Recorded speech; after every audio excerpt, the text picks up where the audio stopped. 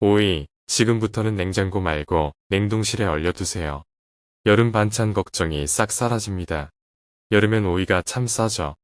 그래서 한 봉지 가득 사 두시는데 냉장고에 며칠만 두면 축 늘어지고 물러져서 결국 절반은 아깝게 버리게 되잖아요. 한 번쯤 그런 경험이 있으시죠? 그런데 얼리기 전에 하는 아주 작은 준비 하나만 알면 그 흔한 여름 오이를 1년 내내 오독오독한 식감 그대로 드실 수 있습니다. 저는 시장과 노포를 돌며 식재료 이야기를 캐온 음식문화 연구가 한상철입니다. 오이를 얼린다고 하니 좀 애아시죠? 죄다 물컹해져서 그걸 어떻게 먹나 싶으실 겁니다. 저도 처음엔 그랬어요. 그런데 얼린 오이의 오독오독한 식감, 한번 맛보시면 깜짝 놀라실 겁니다. 오늘은 여름 오이를 1년 내내 아삭하게 쓰는 냉동 보관법, 그리고 그 오이로 5분 만에 차려내는 밥도둑 반찬 4가지, 새콤 오이무침부터 고소한 들깨볶음, 상큼한 요거트 샐러드, 시원한 국수 고명까지 모두 알려드리겠습니다. 본격적으로 시작하기 전에 하나만 부탁드릴게요. 오늘 방법이 기대되신다면 댓글에 좋아요 라고 한 줄만 남겨주세요. 남겨주신 댓글은 하나하나 다 읽어보고 더 알찬 영상을 만드는데 꼭 참고하겠습니다. 구독을 눌러두시면 이런 살림 정보를 놓치지 않고 받아보실 수 있어요. 자, 그럼 시작해볼까요? 가장 먼저 손질입니다. 여름 오이는 양쪽 끝, 특히 꼭지 쪽에 쓴맛이 몰려있어요. 그래서 양끝을 아까워 마시고 손가락 한 마디쯤 넉넉히 잘라내주세요. 이 작은 차이가 나중에 반찬 맛을 확 갈라놓습니다. 자른 다음이 중요한데요. 굵은 소금을 한 줌 뿌려서 오이 표면을 손으로 쓱쓱 문질러주세요. 우툴두툴한 껍질 사이에 낀 이물질도 말끔히 빠지고 색도 훨씬 파릇파릇하게 살아납니다. 혹시 집에 굵은 소금이 없으면 고운 소금이나 베이킹소다 한 스푼으로 문지르셔도 충분해요. 다 문지르셨으면 흐르는 물에 깨끗이 헹구고 마른 행주로 물기를 톡톡 닦아주세요. 여기까지 하면 손질은 끝입니다. 어렵지 않죠? 이제 썰기입니다. 두께는 0.5cm, 그러니까 새끼손가락 반 마디쯤이 딱 좋아요. 너무 얇게 썰면 얼렸다 녹였을 때 힘없이 흐물거리고 반대로 너무 두꺼우면 속까지 간이 배지 않아서 겉만 짜고 속은 밍밍해집니다. 0.5cm, 이 두께만 기억하세요. 다 써셨으면 이번엔 소분이에요. 한 번 먹을 만큼 오이 1개 분량씩 지퍼백에 나눠 담아주세요. 이게 왜 중요하냐면요. 큰 봉지 하나에 몰아 담아두면 필요할 때마다 냉동실에서 꺼냈다 넣었다 하게 되잖아요. 그때마다 성에가 끼고 식감이 떨어집니다. 딱 1끼 분량씩 나눠 담기, 이게 아삭함을 지키는 두 번째 열쇠예요. 칼질이 힘드신 분은 채칼을 쓰셔도 좋은데 손 다치지 않게 끝부분은 꼭 남겨주세요. 자, 얼렸는데도 아삭한 진짜 비밀이 바로 2단계에 있습니다. 소분한 봉지마다 소금 1티스푼, 그리고 설탕도 1티스푼을 살짝 넣어주세요. 왜 이렇게 하느냐? 소금과 설탕이 오이 속에 있는 수분을 미리 살짝 빼주거든요. 이 물기가 먼저 빠져 있어야 나중에 얼렸다 녹여도 물컹해지지 않고 그 오독오독한 식감이 그대로 남는 겁니다.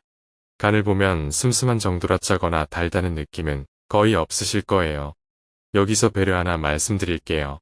단맛이 부담스러우신 분은 설탕을 아예 빼고 소금만 1티스푼 반쯤 넣으셔도 괜찮아요.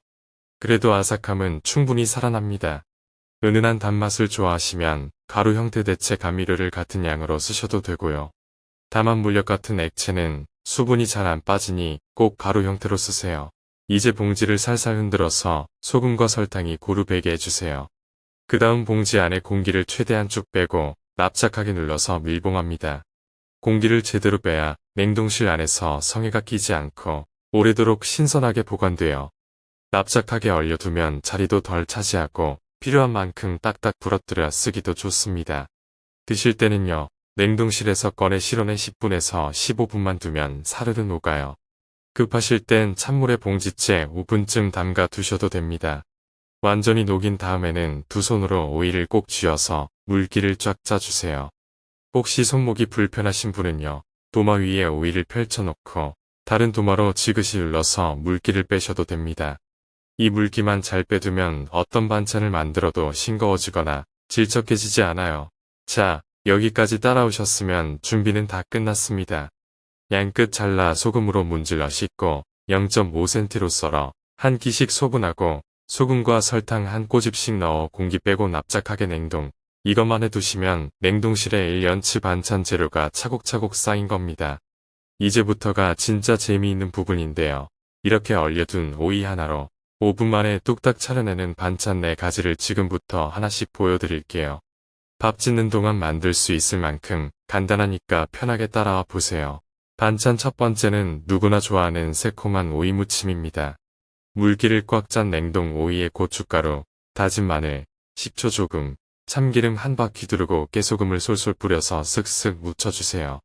여기서 팁 하나. 오이에 이미 소금간이 살짝 배어 있으니까 간은 아주 슴슴하게만 맞추시면 됩니다. 짜지 않게요. 그리고 이게 냉동 오이의 진가인데요. 생오이로 무치면 다음날 물이 흥건하게 생기잖아요. 그런데 냉동 오이는 물기를 미리 다 빼놨으니 다음날 꺼내 드셔도 처음처럼 아삭합니다.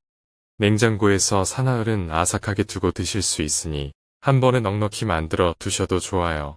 새콤한 맛을 더 좋아하시면 식초 대신 매실청을 반 스푼 넣어도 잘 어울려요. 밥 한 그릇이 그냥 뚝딱 넘어가는 여름철 대표 밑반찬이에요. 두 번째는 고소함이 일품인 오이 들깨볶음이에요. 팬을 달군 다음 기름을 살짝만 두르고 냉동 오이를 센 불에 짧게 딱 30초만 볶아주세요. 여기서 오래 볶으면 오이가 물러지니까 겉만 살짝 익힌다는 느낌으로 재빠르게 하는 게 핵심이에요. 그런 다음 불을 끄고 들기름을 한 바퀴 두른 뒤 통들깨를 넉넉하게 넣어 섞어주면 완성입니다. 들기름이 없으면 참기름으로 하셔도 고소함은 충분해요. 냄새가 부엌에 확 퍼지죠. 여기에 삶은 달걀 하나만 곁들이면 한 끼 반찬으로도 아주 든든하고요. 밥 위에 얹어 쓱쓱 비벼 드셔도 참 맛있습니다. 냄새 맡고 식구들이 하나둘 모여들 거예요. 세 번째는 더운 날 입맛 없을 때 딱 좋은 오이 요거트 샐러드입니다.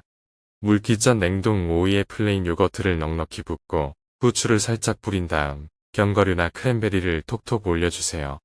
견과는 호두든 아몬드든 집에 있는 것이면 충분합니다. 오이의 아삭한 식감과 요거트의 부드러움이 만나면 입안이 아주 상큼해집니다. 새콤달콤한 걸 좋아하시면 꿀을 아주 조금만 더 하셔도 좋고요. 혹시 요거트를 드시면 속이 더부룩하신 분은 되직한 그릭 요거트로 바꿔보세요. 한결 편하게 즐기실 수 있어요. 아침에 밥 차리기 번거로운 날, 이거 한 그릇이면 든든하게 한 끼가 됩니다. 한 번에 2~3그릇 분량을 만들어 소분해 두면 2~3일은 아침마다 꺼내 드실 수 있어요. 마지막 4번째는 반찬이라기보다 활용법에 가까운데요. 바로 국수 고명입니다. 비빔국수, 냉국수, 열무국수 위에 이 냉동 오이를 쓱 올려보세요. 보통 생오이를 채 썰어 올리면 시간이 조금만 지나도 물이 나와서 국물이 싱거워지잖아요. 그런데 냉동 오이는 이미 물기를 다 빼놨으니까 국물 맛을 흐리지 않습니다. 오히려 살얼음처럼 시원한 기운을 더해줘서 더운 여름날 후루룩 넘어가는 시원한 국수 한 그릇이 완성돼요. 분량은 1인분에 오이 반 개면 충분합니다. 이렇게 오이 하나 얼려둔 걸로 무침, 볶음, 샐러드, 국수 고명까지 4가지가 나오는 겁니다. 오늘 이렇게 오이 냉동 보관법 하나에 반찬 4가지까지 함께 만들어 봤습니다. 무침으로, 들깨볶음으로, 요거트 샐러드로, 국수 고명으로, 냉동실에 얼려둔 봉지 하나면 매일 색다르게 드실 수 있어요. 여름마다 오이 물러진다고 아깝게 버리시던 그 마음, 오늘로 조금은 놓이셨나요? 썰어서 얼려두는 단 몇 분의 수고가 여름 내내 든든한 밑반찬이 되어 돌아옵니다. 오늘 내용이 조금이라도 도움이 되셨다면 구독과 좋아요 꼭 한번 눌러주세요. 여러분의 그 작은 손길 하나가 이런 영상을 계속 만들어가는 큰 힘이 됩니다.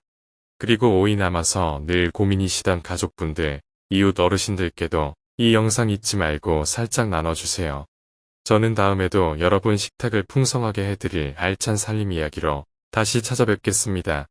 그때까지 건강하세요.